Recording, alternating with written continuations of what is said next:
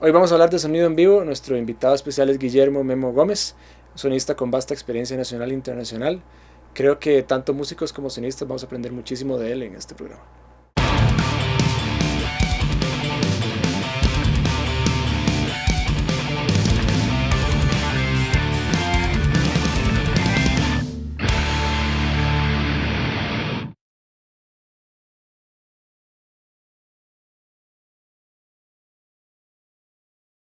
Bueno, Memo, bienvenido, man. Muchísimas gracias Mucho por gusto. venir.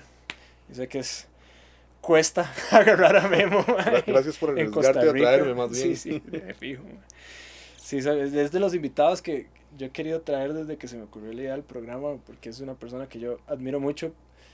Mae, contanos cómo te interesaste vos en esto, en el mundo del audio y cómo entraste vos a... Wow, bueno, fue una experiencia muy extraña, muy loca. ¿Así? Sí, yo trabajaba dando clases, era maestro de educación primaria. ¿Así? Qué loco. Y un día en mis vacaciones de 3 meses, se me ocurrió que quería comprar un equipo de sonido. Ahí llegué a donde un tipo de una compañía que me vendió el equipo de sonido. Mm. Pero ese mismo día me dice, mira, necesito que me ayudes porque no tengo gente. O sea, ¿Así? la persona que tenga que venir a trabajar hoy no vino, y como veo que vos sabes de equipos de sonido, yo sabía encenderlos y apagarlos, nada más. Sí, sí, sí. Y me fui con él a hacer un trabajillo ahí, que era como una casa, no sé, poner unos microfonillos y no sé qué cosas. Mira, aquí subís, aquí bajás y ahí suena. Perfecto. Ajá. Para no cansarte con el cuento, esto se fue 15 días seguidos en ¿Así? mis vacaciones. Claro, cuando llegó a pagarme, me dio como 30.000 colones. Ajá. Yo ganaba 2.000 colones de maestro. Y Digo, él en 15 días me dio 30.000 ah, colones. sí. La primera reacción fue decirle a mi mamá, vas a sufrir con lo que voy a hacer, pero no vuelvo a la escuela, voy a renunciar, me Sí, voy a dedicar a esto. Y ahí empecé. claro. Ah, no, buenísimo. Fue una experiencia diferente. Qué loco. ¿Y de ahí vos ya seguiste trabajando con Sí, equipo o fue como que... no, seguí trabajando, la compañía era Espectacolor. Ajá, En aquel momento era una de las empresas me que acuerdo el estaban, nombre. sí, de las que estaban, Rodolfo Solano. Ujú. Mucho que agradecerle porque me dejó quemar muchos equipos para aprender. Bueno, eso lo hacía a Muchos, veces, ¿verdad? muchos líos, sí. Y sí, ahí empezamos a trabajar mucho aprendiendo de lo que ellos hacían, que era más televisión, más Ujú, sonido para ujú. televisión que conciertos y estas cosas. En ese momento el audio en Costa Rica estaba bien crudo. Era poquita gente, Mario Casasola, Ujú, padre, ¿verdad? ujú, Y Pierre Baldí, ujú, que recién llegaba a España, estaba entrando a través de Cinart. ujú, ujú. Y ahí comenzó básicamente a desarrollarse el sonido en forma, eh, no lo llamemos todavía profesional porque todavía no se ganaba, no se Sí, sí, podía vivir de eso, claro. solamente los dueños de las compañías. Ujú. Los demás éramos simples mortales. ¿Y inmediatamente empezaste a hacer sonido en vivo o fue algo que fuiste agarrando el gusto con tiempo o Esto lo aprendiste de quién o fue pasó de solo... camino también Ujú, porque en realidad sonidistas en el país había muy pocos ujú, que trabajaran con sonido en vivo. Como te cuento, Pierre Baldí, Elías Arias, ujú, Vigilio Sofeifa, que trabajaban en la Radio Nacional, ujú. algunos de Canal 13, pero para la calle como tal eran muy poquitos los que venían. Claro. Y básicamente yendo a las semanas US, de ahí, nos empezamos a relacionar con este tema del sonido, ¿verdad? Recuerdo hacerle sonido a José y a Enrique, Ujú. a Café con Leche Qué dúo, bueno. ¿Así? con una mezcladorcita así este tamaño Sony, con 4 perillas, Así. nada, sí, Con perillas. con Todavía eran perillas, sí, perillas. unos micrófonos que entraban en cable de cuarto, Ok. y con eso hacíamos semana U. Qué jeta. Yo no sabía hacer sonido, yo nada más movía las perillas y sabía que para qué subían y para acá bajaban. Eso era todo. Qué bueno. De repente ahí me interesé también con la cuestión de discomóviles, porque también Ujú. se convierte como en una etapa, era aprendizaje.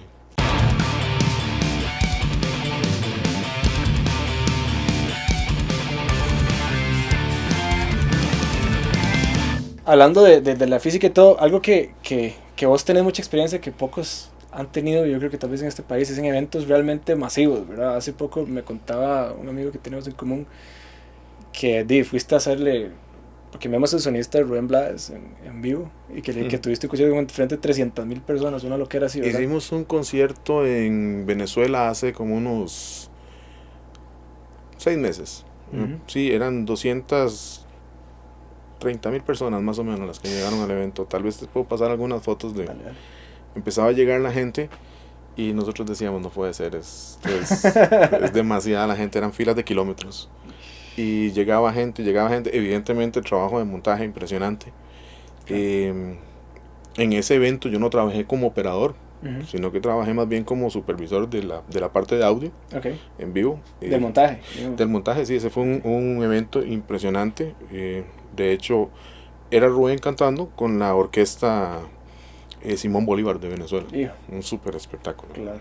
Súper Qué espectáculo. locura. ¿Y qué implicaciones? Porque mucha gente aquí no sabe cuál es la diferencia. O sea, qué consideraciones tenés que tener en un evento de ese tamaño comparado a un evento de qué sé yo, de un gimnasio aquí, por ejemplo.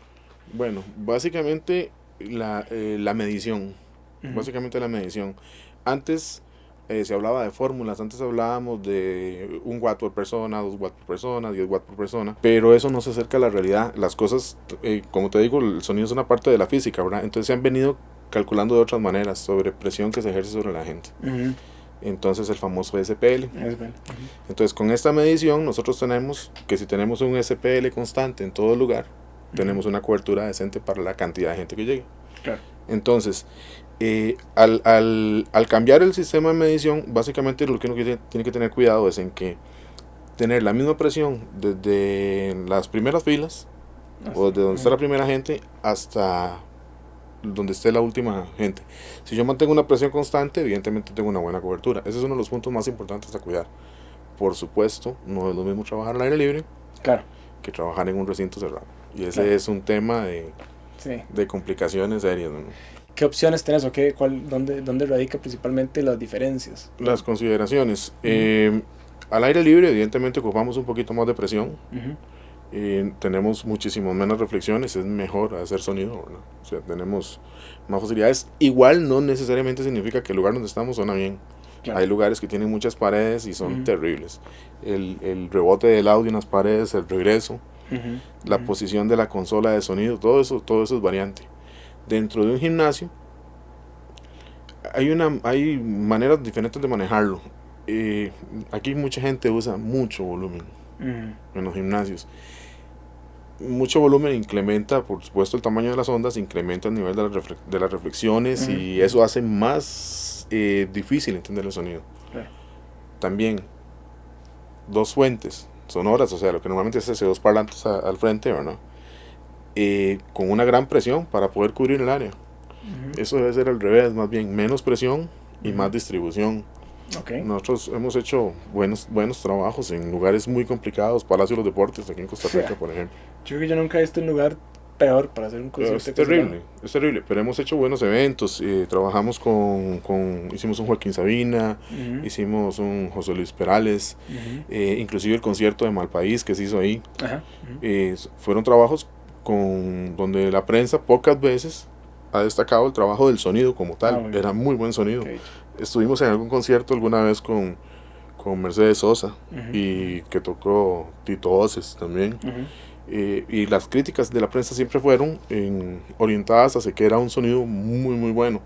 El secreto es el inverso, no es alto volumen, es un poquito más de distribución, menos volumen.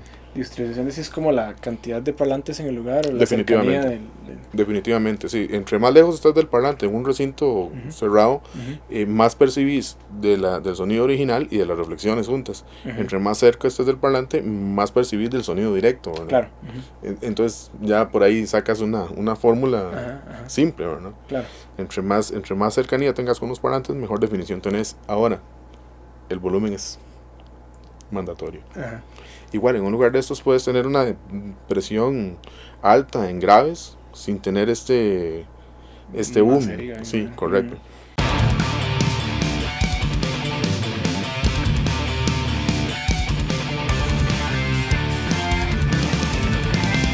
Hay ciertos lugares en Costa Rica, me ha tocado tocar en este lugar en Peppers, por ejemplo, que yo no considero que el sonido que el lugar suene realmente mal. Pero es que hay que llegar con las consideraciones específicas, ¿verdad? Hay que llegar y además que ahí lo que lleva mucho es metal y es muy, muy denso, ¿verdad? Claro. Yo creo que es un tema de eso que vos estás diciendo, ¿verdad? Hay poca gente que tiene realmente ese conocimiento de cómo llegarle al punto, al lugar, ¿verdad? Correcto. Recuerdo hace poco que estuvimos en Peppers en un concierto de estos de metal. No recuerdo cómo se llamaba el grupo, era un grupo alemán. Y fue interesante porque en el metal también la gente automáticamente liga rock con volumen. Ujú. Y el sonido fue tan realmente bueno, con un nivel tan realmente bajo, Sí, que se podía, que uno decía, esto lo puedo disfrutar. claro. Y es metal, o sea, no necesariamente tengo que tener ese Claro, poder, no aturde. no aturde. El problema es que los lugares, no es la música, sino que los lugares, la acústica de los lugares, al producir tanto enredo de sonido, o sea, darle tantas vueltas al sonido, no es claro, y cuando no es claro te aturde. Claro. La consideración importante es a la hora, es responsabilidad absoluta de la persona que mezcla, ¿verdad? Ujú. Responsabilidad absoluta de la persona que mezcla es tener claro que hay frecuencias que se convierten en dominantes dentro de la sala. Ujú. Y de repente dice, pero yo no voy a sacrificar mis 200 Hz en el redoblante porque me va a sonar delgadito. Por ejemplo, a Sí, mucha gente que le gusta incrementar ahí, claro. ¿verdad? Para que... Pero resulta que Culpable. esos 200 Hz, sí, sos culpable, ok. No, no, Esos, culpable aquí. ok. Esos 200 Hz son la frecuencia resonante en el lugar. Claro. Hay que Sí, es sacrificarlos. un armónico grave, Hay que, complicado. hay que sacrificarlos, acomodar, o sea, no eliminarlos, buscar el punto intermedio donde esto no me va a crear un conflicto con todo lo demás, Claro. ¿verdad? Porque esas frecuencias al ir sumando, porque no solo es 200 Hz de esto, tenés un 200 Hz en un tom, una nota en un bajo, empiezas a sumar Sí, suena. y todo se va enmascarando, ¿verdad? Claro, Y empieza a taparte cosas y se pierde la inteligibilidad. Definitivamente es una cuestión de mezcla. claro.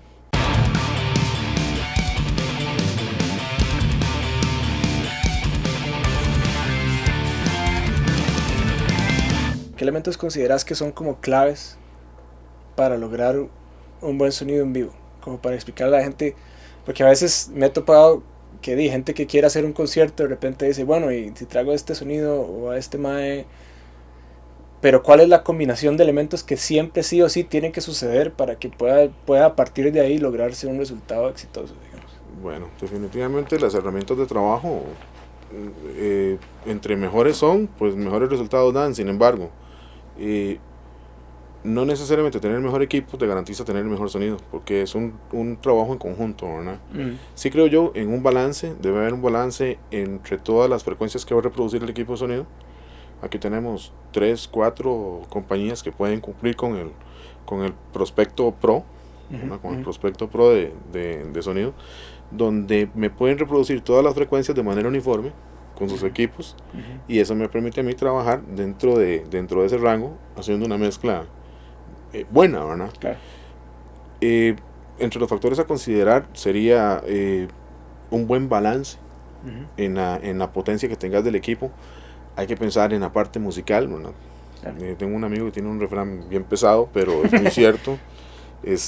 Mierda a tocar, mierda a sonar. Entonces a veces mucho de lo que viene al escenario, aunque lo trabajes mucho fuera, si está mal hecho, va a estar mal. Sí, claro. Entonces todo se convierte como en un complemento.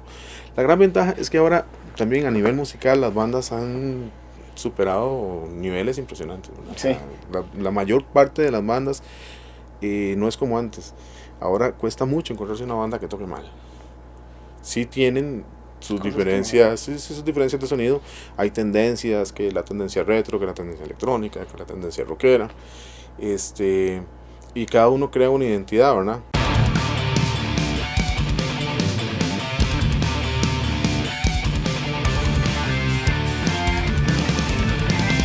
Y ahora, además, por dicha está existiendo el tema de que hay bandas que siempre trabajan con un sonista específico, ¿verdad? Que eso es, para mí es lo que es vital, ¿verdad? Secreto del sonido, Uh-huh. constancia. Claro. Eso es secreto de sonido. No importa si tu sonidista es el mejor o no lo es. Importante que esté siempre contigo, porque Uh-huh. ese con solo verte vas a ver se está quedando sordo, no está oyendo algo, Claro.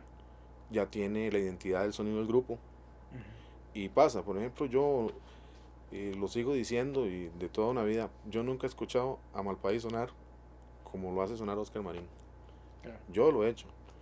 Y de repente alguien viene y me dice, ¡ay, qué bien suena! Y yo me voy súper insatisfecho, porque no logro llegar al color ese de sonido que tiene Oscar con Claro. ese grupo, por ejemplo. Claro. He escuchado muchos grupos, gente como Draxe, como Eric Roman, con sus grupos que suenan espectaculares. Claro. Suenan espectaculares, ¿no? Claro. Pero el secreto es que son y andan siempre con los mismos grupos. Ujú. Tazara, por ejemplo, con ustedes. Sí. Tiene el concepto claro, porque también es una cuestión de conceptos, ¿verdad? Sí. Andrés Sequeira con Akasha, por Ujú. ejemplo, es un grupo que también suena muy bien. Ujú. Y es difícil llegarle o sea, para la gente que entiende esto, llegarle a los sonidos de guitarras, en este sonido pesado y todo eso. Y yo no he escuchado a ese grupo sonando bien con otros sonistas. Claro. Es una cuestión de identificar, es un músico más Sí. del grupo. Claro. Y es una parte difícil para nosotros porque no es visto así todavía. Ujú. Es muy difícil porque también depende de lo que las bandas anden buscando y que quieren hacer, ¿verdad? Porque a veces es como que simplemente están por la fiebre, pero cuando una banda ya quiere hacer las cosas en serio, por lo menos está invirtiendo, está trabajando con cierta regularidad, es un paso vital, ¿verdad? Claro. Nosotros lo notamos 100%, o sea, entonces desde el principio estuvimos como buscando a alguien, ¿verdad? Y pasamos por varios hasta que encontramos, es como un matrimonio, ¿verdad? Que convierte en un Y matrimonio. Tazara se queja igual y nosotros nos quejamos y él se queja y siempre los mismos pleitos que hay. Es parte del Son los grupo. mismos, pero al fin y al cabo lo parte que del pasa es grupo. que esa familiaridad trasciende Definitivamente. el espectáculo, ¿verdad? Yo creo. Definitivamente. Yo trabajé durante muchos años con Editus, sigo trabajando, menos ahora porque mis nuevas obligaciones contractuales me dejan muy poco espacio para hacer cosas que me encantan. Trabajar con Editus, esas son las cosas que amo, pero se convierte en un tema difícil. Pero durante 12 o 16 años fuimos desarrollando una característica de sonido. Claro. Trabajábamos hace 12, 14 años. Pensar en trabajar en estéreo era un mito. Sí, nosotros solo trabajábamos en estéreo. Era un requisito, lo poníamos en los papeles porque Riders, o sea, también era una cosa de ensueño, ¿verdad? Pero por favor que el equipo de sonido esté en estéreo. ¿Por qué razón? Porque le dábamos una dimensión, pero era una cuestión de una relación simbiótica. Me daban la oportunidad de pedir las cosas que yo necesitaba para hacer que ellos sonaran con esa dimensión, ¿verdad? Parte de un aprendizaje, ¿verdad? También, claro. Parte de un aprendizaje, pero sí importante que era una colaboración, éramos uno. Sí, eso es fundamental. Recuerdo poca gente que se ha arriesgado macho por partes en un palmares de esos extraños donde le dijeron que el sonidista él no podía tocar la consola. Eso es clásico. Y macho dijo, ok, entonces el grupo no toca, y no tocó, y se fueron. Y a un cliente potencialmente poderoso, claro, que podría decir, bueno, te puede acabar en el mercado, pero tuvo, digamos, esa interés de decir, no puedo hacerlo porque es que él es el que sabe cómo funciona. Yo no puedo permitir, como dueño de un grupo, que otra persona que no sabe cómo nos desenvolvemos en el escenario, claro, haga un trabajo, pues simplemente porque no sabe. Está sacrificando integridad, además. Sabemos que hay excepciones a la regla, ¿verdad? Sí. O sea, hay excepciones a la regla. Pues, se nos enfermó, pues ni modo, tenemos que trabajar con otro, ¿verdad? Pero son excepciones a la regla. Claro. Mientras se defienda, yo creo que se convierte en un todo y eso va siempre en pro de la mejora, independientemente del equipo que se use, porque es una cuestión de concepto. En mi tiempo, antes, cuando empezaba a aprender, que le agradezco mucho a Sergio Torres y a Pedro Guzmán, por ejemplo, que ellos eran como los que te digo, ellos eran las personas a seguir, porque tenían el concepto claro. Los grupos que ellos manejaban, Gaviota, Brillanticos, eran grupos que sonaban espectacular, claro, con los equipos y las limitaciones de aquellos tiempos. Y yo ahora busco grupos que suenen parecido y no hay. Y estamos hablando de una brecha de tiempo grande y un cambio grande de equipos, ¿verdad? Entonces, ¿qué me dice eso a mí? Que es parte del concepto de esto, porque también era una relación de amor entre ellos. Claro. O sea, conocían perfectamente el producto que se estaba llevando a la gente. Claro. Entonces, independientemente del equipo que tenían, podían hacer un buen trabajo, un buen sonido. Claro.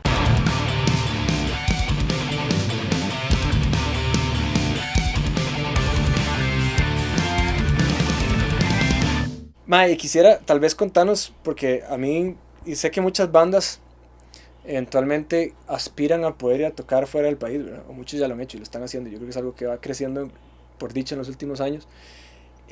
Contanos de la experiencia de qué es estar en gira, o sea, qué es hacer sonido en una gira, qué qué te toca, cuáles son las diferentes dificultades que te puedes encontrar en los escenarios.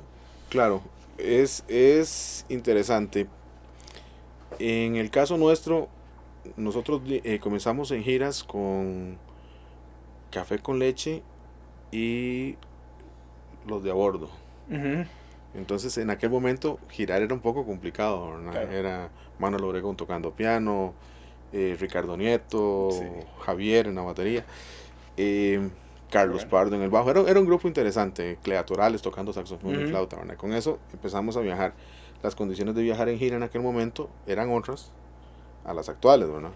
En este momento las cosas han cambiado bastante, ya la tecnología de comunicación también te permite prepararte Uh-huh. o que te preparen tu escenario para cuando vas a llegar, ¿verdad?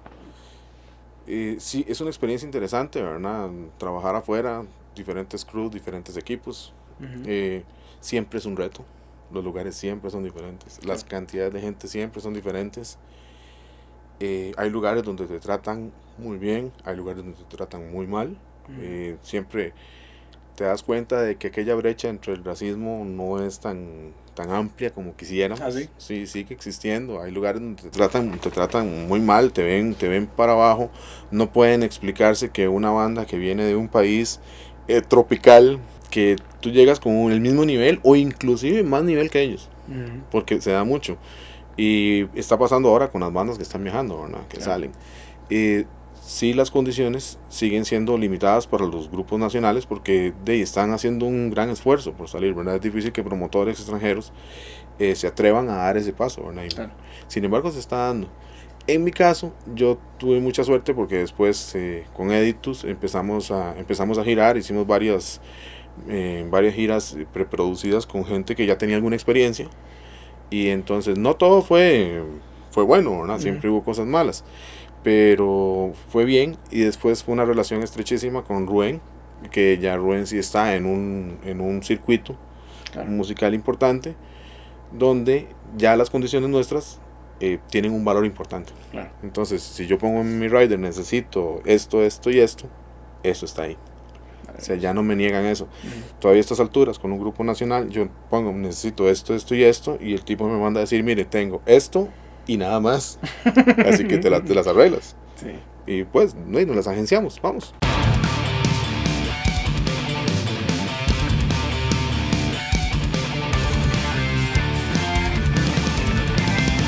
Aquí Félix Luna nos pregunta que cómo lograr un buen monitoreo para que hable bien a todo el mundo. El monitoreo es la vida de los grupos. Es la vida de los grupos. Yo no me veo haciendo sonido para Rubén sin un excelente sonido de monitores. Claro. Porque la cuestión funciona así. Si el músico se escucha bien, toca bien. Claro. El trabajo comienza por la educación de los músicos sobre el escenario. Hay que aprender a oírse, aprender a escucharse. Cuando van a ensayar, no tienen las consolas de monitores y no tienen todo este montón de cosas. Normalmente tocamos en lugares promedio similares a las salas de ensayo. Sí, claro. ¿Cierto? O sea, muy pocas veces tocamos en un escenario grande. Uh-huh. Y cuando tocamos en un escenario grande, gracias a Dios ahora en estos tiempos casi siempre hay una consola de monitores y un monitorista. Pero lo más importante es aprender a escucharse. Entonces de repente vas a tocar a un lugar como Jazz Café. Y de repente cerrar la sala, y me ha pasado con muchos grupos. Cierro la sala y es tan duro el sonido de los monitores que yo entiendo por qué es que no se oyen. Claro. Porque tienen tanto volumen de lo que ellos creen que deben oír. Es una precisión un poco compleja, ¿no? No necesariamente lo que usted cree que debe oír es lo que tiene que oír para tocar bien. Okay. ¿Cierto? Sí. Creo que alguna vez hicimos un trabajo de monitores con audífonos. Y eso sí, el peor sonido en audífonos va a ser siempre 10.000 veces mejor que el mejor sonido en monitores. Sí, eso es cierto. Porque siempre vas a tener las cosas aquí claritas, en tiempo también. Uh-huh. Cuando comienzas a hablar con la gente y decirle, ok, mira, o sea, necesitas una base rítmica para que todo vaya junto, ¿cierto? Bueno, dependiendo de la música en la que estés. Uh-huh. Pero ocupas esa base en tu monitor, siempre. Entonces, típico en los rockeros y correcto. Bombo, redoblante, hi-hat, mínimo. Siempre dentro del monitor. Claro. viene el tema del dueño de los monitores. No quiero que me pongas el bombo ahí porque me lo vas a romper. Se convierte en todo un tema porque siempre es la misma consola. Entonces solo puedo ecualizar o para la sala o para los monitores. Claro. Entonces o suena bien en monitores o suena mal en sala. Pero básicamente es la educación de los músicos dentro de lo que están haciendo. Si ellos aprenden a oírse e intentan tocar como en una sala de ensayo y entonces empiezan a pedir estrictamente las cosas que de verdad necesitan. Primero, el sonido de sala va a mejorar sustancialmente porque vas a tener menos contaminación sónica en el escenario. Los monitores producen contaminación sónica. El volumen va a bajar y hay que tomar en cuenta una cosa, porque la vida de los músicos, salvo la de Beethoven, ¿verdad?, la mayor parte son los oídos. Claro. ¿Cierto?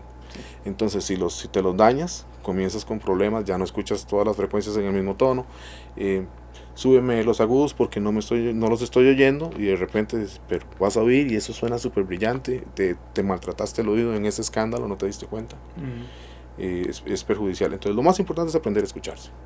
Es aprender a escucharse toda la banda como tal, y empezar a ver qué realmente ocupan los monitores. Claro. ¿Qué realmente ocupan los monitores? Casos y casos, música y estilo, ¿verdad? Claro. En el rock no puedes pedir lo mismo que vas a pedir para un baladista. Por ejemplo, recuerdo escuchar a Paloma San Basilio o a Rafael decir a sus músicos, estamos hablando de un nivel top, ¿verdad?, a Ana Belén y a Víctor Manuel, a todos, es como una costumbre de los españoles: el que suene más duro que yo, estamos hablando de un vocalista, sin el micrófono, se va para su casa. ¿Ah, sí? Y vi a Paloma enviar al sonidista de monitores para la casa y dejar a Elías Arias haciendo sonido. ¿Ah, sí? Sí, señor. Entonces, bueno. Porque hizo un balance donde la orquesta sonaba delicioso, pero ella no se oía. Claro. A partir de ahí entendí que lo que uno tiene que hacer es escuchar lo que el músico hace. Y nosotros somos socios, aliados y hermanos. De hecho, los músicos dicen siempre: mi mejor amigo es el sonidista. Muy bien. Dino, nada más, muchísimas gracias. Un montón de joyas ahí para la gente que va a ver el programa. De nuevo, gracias por arriesgarte más bien a traerme aquí. También más bien que dicha que te pude pescar en el país, y de veras te agradezco de corazón. Ha sido gana mía de invitarte desde el puro principio, y ya que te tuve, quedas invitado para la próxima. Seguro que sí. Muchas gracias. Gracias.